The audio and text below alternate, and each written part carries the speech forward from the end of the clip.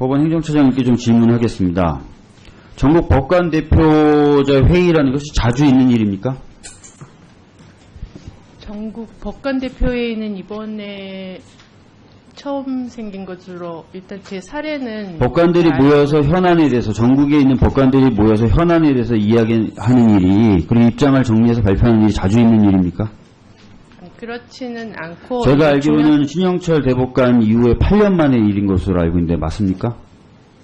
네, 그런 걸로 알고 예, 있습니다. 그리고 이런 일이 전국 법관 대표 회의가 두 차례 걸쳐서 열려서 판사들에 대한 블랙리스트 존재 여부에 대해서 조사해달라, 그리고 재조사해달라고 요구했는데, 그렇다면 이런 요구가 가벼운 겁니까?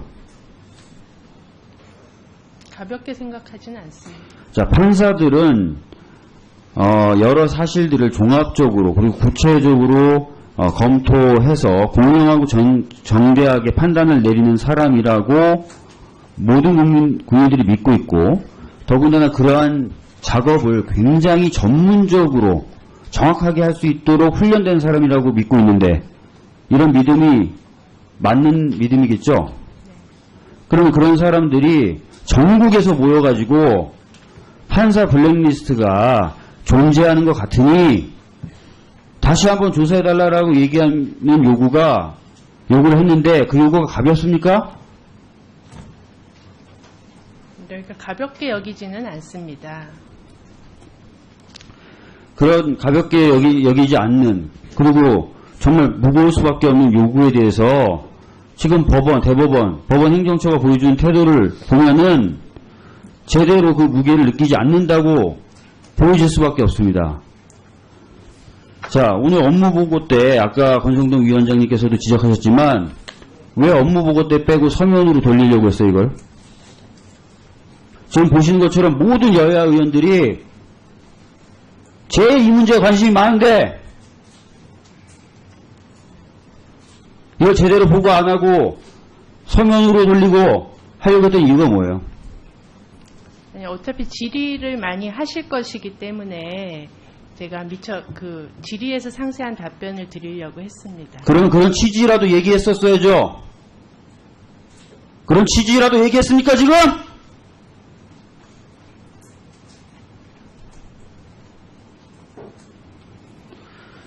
자, 그리고 아까 단식에 대해서 조홍천 의원님께서 여쭤봤을 때, 질의했을 때 금식 기도를 하는데 그 중에 하나의 주제로 삼고 있는 것 정도로 알고 있다라고 대표하는 거 맞죠?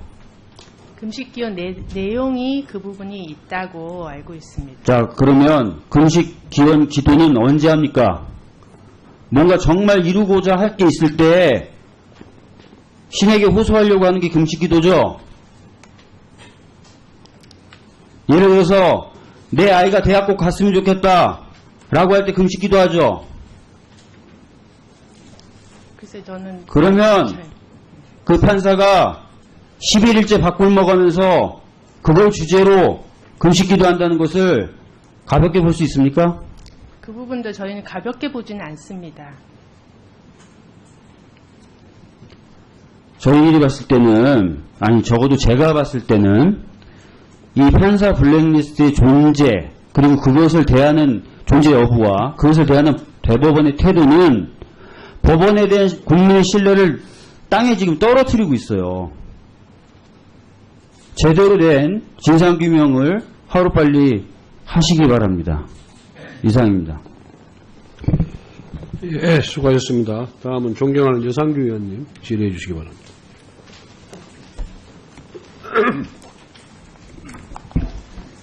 이 사법부 블랙리스트 사건, 국민들이나 언론은 다 그렇게 부르고 있습니다. 이 사건을 겸임의 해제 사건이라고 부르나요? 공식적인 명칭이. 네, 저희는 사법부의 블랙리스트는 전체 법관 대상으로 한 블랙리스트, 세간에서 말하는 그런 블랙리스트는 아직까지 있다는 정황이 없는 그런 걸로 보고 있기 때문에 저희는 이거를 겸임해제 사건, 또 전문 분야 연구의 중복 해소로 인해서 국제인권법 학회에 관한 뭔가 사법행정 남용 사건, 이렇게 저희는 네, 보고 있습니다. 좋습니다. 행정처장님 아까부터 전체 판사들을 대상으로 한 블랙리스트는 없다 이렇게 말씀하셨는데 그렇다면 묻겠습니다. 국제인권법 연구회 회원들을 대상으로 한 블랙리스트는 있습니까? 그거- 진상조사위원회에서 국제인권법 학회의 그 공동학술대 관련해가지고 인권법 학회 회원들의 동향을 파악한 그 보고서는 있는 것으로 그렇게 결과 발표를 했습니다.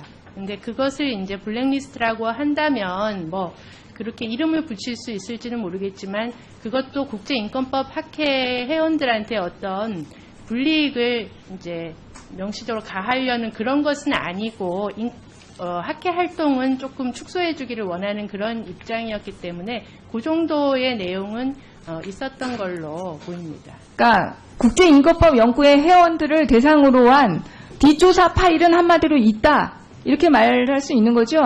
그러니까 동향을 파악한 파일은 그러니까 보고서가 있는 걸로 지금 밝혀져 있습니다. 그게 바로 블랙리스트입니다. 저는 이 오늘 보고서를 보고서 깜짝 놀랐는데요. 이 보고서에 이렇게 돼 있습니다. 그 문제된 상임위원이요. 네. 문제된 상임위원은 국제인권법 연구회 운영진과 인사모 회원들에게 비협조 시 불이익을 고지하는 등 부적절한 언행을 했다고 이렇게 기재되어 있습니다. 이 언행, 이렇게 비협조 시에 불이익을 고지하고 부적절한 언행을 한 것이 특별하게 문제가 그렇게 경미한 행동입니까? 그렇지는 않습니다. 그래서 그게 사법행 이제 불이익이라고 하는 것은 결국 학회에 대한 예산 지원이 축소되거나 이런 중복가입 조치를 해소함으로써 인원이 축소되거나 그런 것을 얘기하는 것인데 그것이 결국 사법행정권 남용으로 판단이 돼서 지금 상임위원에 대해서는 감봉 4월에 징계가 내려진 상태입니다. 그러니까 이 법원 행정처나 지금 대법원에서 이 정도의 행동이 단지 사법행정권의 부당한 남용 정도에 그친다고 판단하는 것이 저는 문제라고 봅니다. 이런 것이 결국은 재판의 독립과 사법권의 독립을 절대적으로 해칠 수 있는 행위라는 것이죠. 그런데 그 부분에 대해서 너무나 안이하게 생각하고 있다는 느낌을 지울 수가 없습니다, 지금. 그리고 지금 이 부분에 대해서 지금 계속 판사들이나 국민들이 재조사를 요구하고 있는데 지금 이제 대법원장님도 이제 바뀌시는 상황 아닙니까? 그런데 이런 과제들을 새로운 법원 개혁의 과제들을 지금 양승태 대법원장님께서 처리를 하시지 않고 후임 대법원장에게 미루고 가는 게 맞는 행동이라고 보시나요? 그래서 제가 그걸 뭐 맞다, 틀리다 이렇게 잘못됐다 이렇게 말할 입장은 아니라고 생각합니다. 이 진상조사위원회 조사 결론 이 부분들을 보면서 정말로 제가 검사였다면 안전한 부실 수사입니다. 한마디로. 그 상임위원이라고 하시는 분과 이 법원 행정처처 사이에서 어떤 대화와 어떤 것들이 있었는지에 대한 정말로 공모관계에 대한 부분 그런 부분들이 하나라도 조사가 된 것인지 수사로 따졌다면요. 완전히 부실 수사예요. 이 보고서만으로도 그 공모의 개연성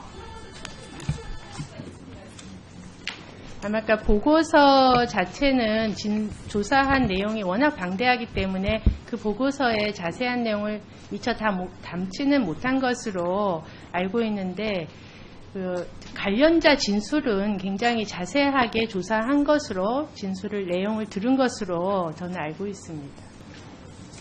법원행정처장님, 네. 최한돈 그 인천지방 부장판사가 사표를 냈죠. 네. 수리 안 하셨죠. 예, 수리는 안 했고 인천지방법원장님이 일단 반려를 했는데 네. 본인이 다시 법원 행정처로 보내달라고 해서 일단 그 부분은 저희한테로 전달되어는 있는 상황인데 아직 수리는 하지 이분하고 않았습니다. 처장께서는 한번 통화해 보셨어요? 저는 통화를 못했습니다. 할 의향이 있으신가요? 예, 의향이 있고 저희 법원 행정처 차장님께서 통화를 하셨습니다. 예, 그리고 조금 전에 우리 존경하는 정선 의원님도 질문했는데 오늘로서 11일째 단식을 하고 있습니다. 이걸 금식기도라고 이렇게 말씀을 하셨는데, 이 판사가 그 코트넷 법원 내부망에 올린 거에 따르면은 대법원장이 추가 조사 결의, 이 블랙리스트와 관련된 추가 조사를 요구하는 결의에 대해서 일체 거부하고 있는 것이 옳지 못한 처사라고 지적하면서 법관회의가 결의한 내용이 모두 존중되고 수용되기를 바라면서 금식을 계속할 거라고 이렇게 얘기하고 있는데, 이것은 금식기도고 본인은 신앙이니까 그냥 내버려 두실 것입니까? 아니, 저희가 지금 상태를 예의주시하고 있습니다. 지금 상당히 오랜 기간이 됐기 때문에, 그리고 또 본인이 업무를 수행을 하고 있다고 해서 그 몸 상태가 근데 이렇게 혼신을 걸고서 단식을 하고 있는데, 여기에 대해서 대법원장이 뭐라고 말씀하셔야 되는 거 아니에요? 제가 조금 전에 경위매제 사건 관련 보고라고 이제 별도 보고서를 받았습니다. 세간에서 판사 블랙리스트 의혹 사건이라고 부르고 있는 것을 대법원은 경위매제 사건이라고 부르고 있다는 걸 처음 알았습니다. 그리고 세간에서 국제인권법 연구의 탈퇴 압박 조치라고 이해하고 있는 것을 여기 이 보고서에서는 중복가입 해소 조치라고 이렇게 얘기하고 있는 것도 처음 알았습니다. 세간에서 이 사태에 대한 정치적 책임을 지고 그걸 막기 위해서 임종원 전 법원행정 차장이 사표를 낸 것을 여기서는 임기 만료로 퇴직했다고 기술하고 있습니다. 대한민국 대법원 역사의 법원행정처 차장이 대법관이 눈앞에 있는 그 법원행정 차장이 임기 만료로 퇴직한 적이 있는지 묻고 싶습니다. 왜 이런 식으로 하십니까? 그리고 이른바 사법부 블랙리스트 존재 의혹을 인정하기 어렵다라고 하고 있습니다. 그 근거로다가 당사자 000 판사가 이해하였다라고 되어 있는데, 제가 그 진상조사위원회 조사 보고서에 따르면 여기에는 그 판사가 이렇게 이해하였다고 안 되어 있습니다. 그러니까 이 진상조사와 지금 오늘 목사님에 제출한 경위매제 사건 관련 보고의 내용이 다릅니다. 여기에 대해서 입장을 말씀해 주십시오.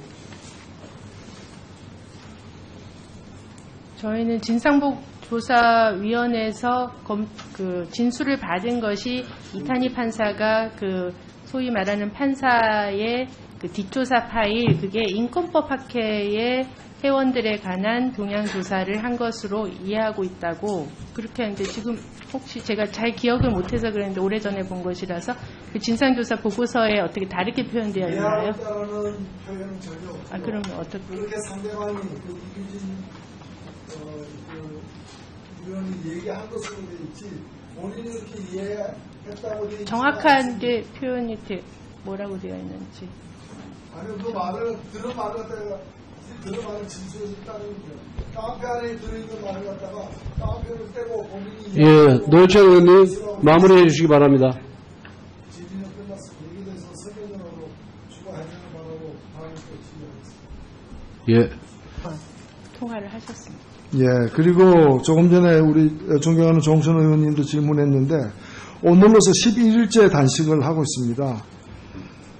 이걸 금식기도라고 이렇게 말씀을 하셨는데, 이 판사가 그 코트넷 법원 내부망에 올린 거에 따르면은 대법원장이 추가 조사 결의, 이 블랙리스트와 관련된 추가 조사를 요구하는 결의에 대해서 일체 거부하고 있는 것이 옳지 못한 처사라고 지적하면서 법관회의가 결의한 내용이 모두 존중되고 수용되기를 바라면서 금식을 계속할 거라고 이렇게 얘기하고 있는데, 이것은 금식기도고 본인은 신앙이니까 그냥 내버려 두실 것입니까? 아니, 저희가 지금 상태를 예의주시하고 있습니다. 지금 상당히 오랜 기간이 됐기 때문에, 그리고 또 본인이 업무를 수행을 하고 있다고 해서 그 몸 상태가 근데 이렇게 혼신을 걸고서 단식을 하고 있는데, 여기에 대해서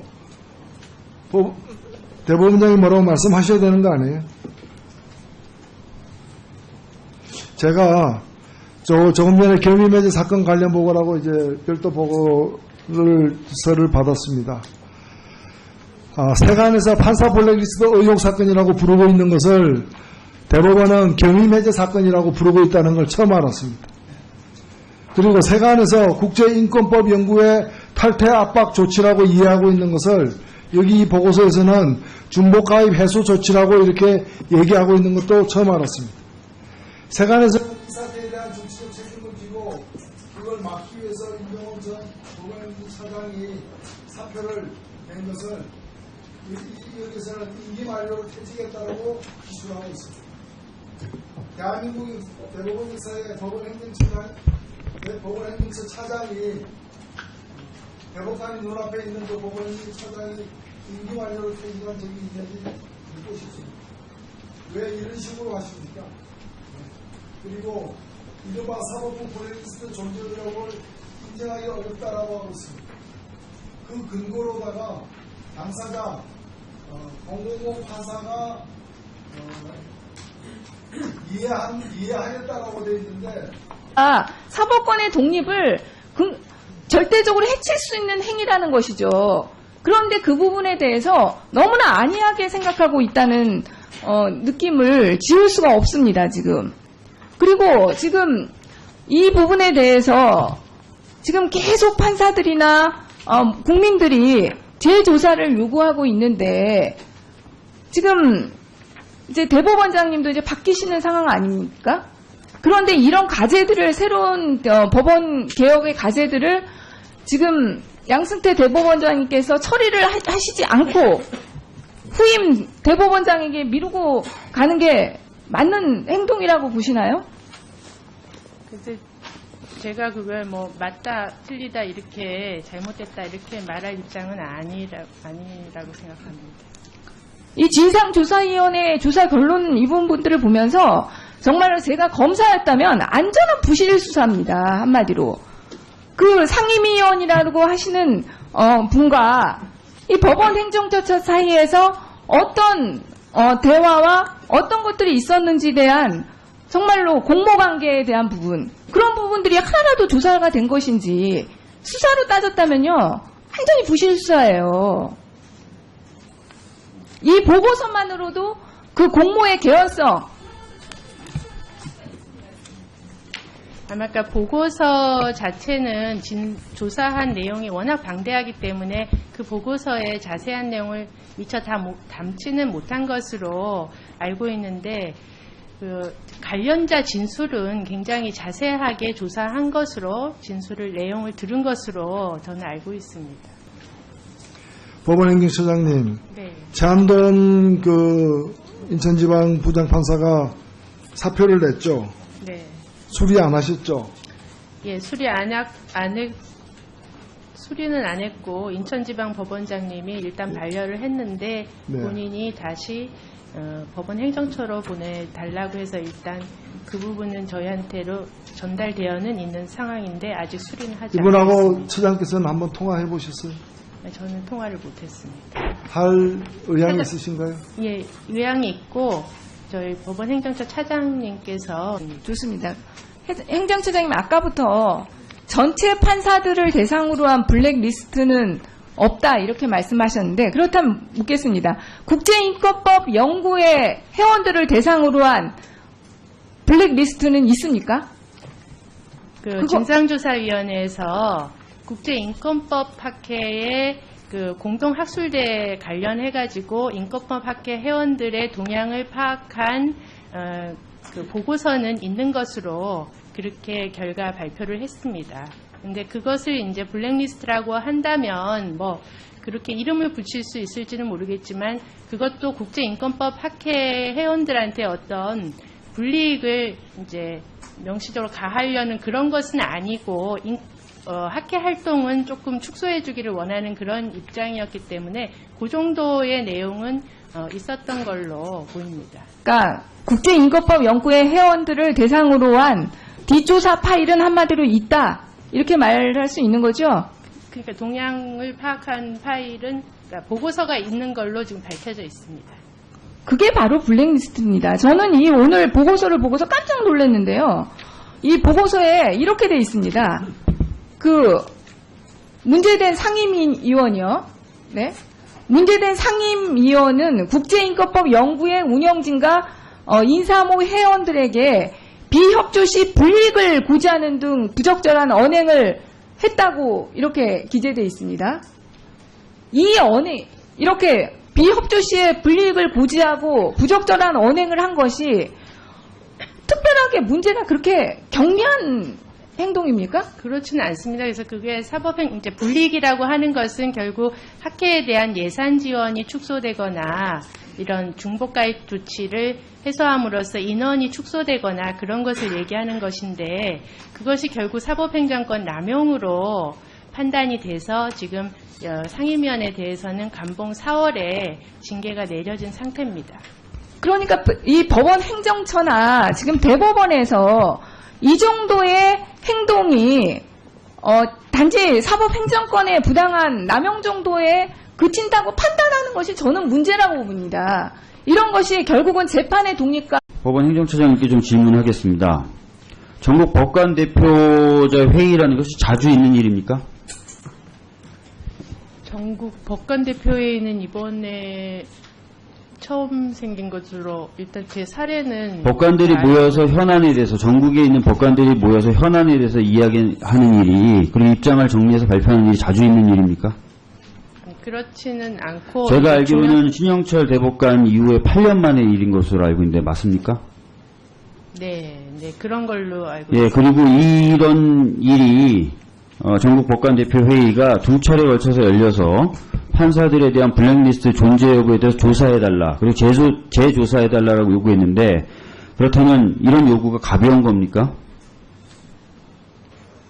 가볍게 생각하지는 않습니다. 자, 판사들은 여러 사실들을 종합적으로 그리고 구체적으로 검토해서 공정하고 정대하게 판단을 내리는 사람이라고 모든 국민들이 믿고 있고, 더군다나 그러한 작업을 굉장히 전문적으로 정확하게 할 수 있도록 훈련된 사람이라고 믿고 있는데, 이런 믿음이 맞는 믿음이겠죠? 그러면 그런 사람들이 전국에서 모여가지고 판사 블랙리스트가 존재하는 것 같으니 다시 한번 조사해달라고 얘기하는 요구를 했는데, 그 요구가 가볍습니까? 그러니까 가볍게 여기지는 않습니다.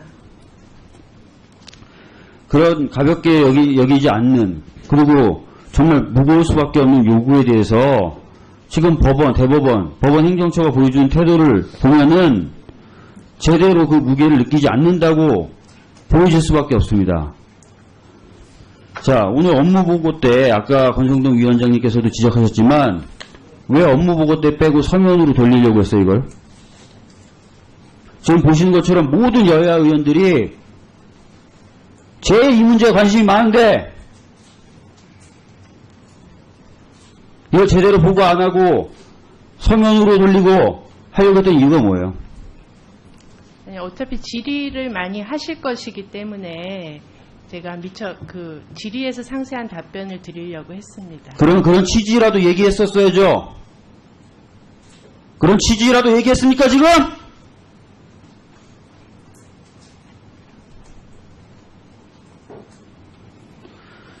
자, 그리고 아까 단식에 대해서 조홍천 의원님께서 여쭤봤을 때, 질의했을 때 금식 기도를 하는데 그 중에 하나의 주제로 삼고 있는 것 정도로 알고 있다라고 대표하는 거 맞죠?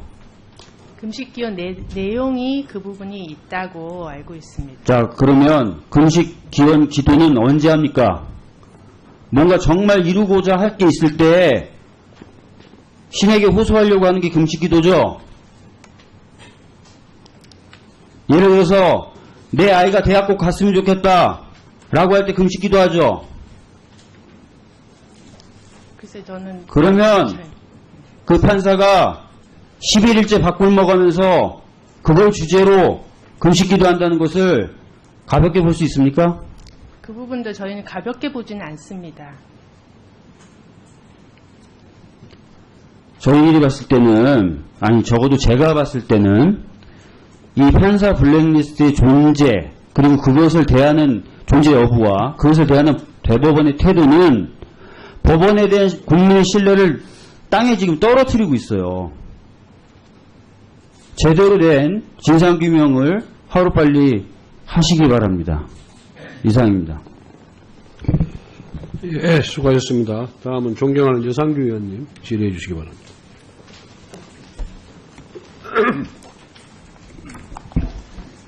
이 사법부 블랙리스트 사건, 이 국민들이나 언론은 다 그렇게 부르고 있습니다. 이 사건을 겸임의 해제 사건이라고 부르나요? 공식적인 명칭이. 네, 저희는 사법부의 블랙리스트는 전체 법관 대상으로 한 블랙리스트 세간에서 말하는 그런 블랙리스트는 아직까지 있다는 정황이 없는 그런 걸로 보고 있기 때문에 저희는 이거를 겸임해제 사건 또 전문 분야 연구의 중복 해소로 인해서 국제인권법 학회에 관한 뭔가 사법행정 남용 사건 이렇게 저희는 네. 보고 있습니다.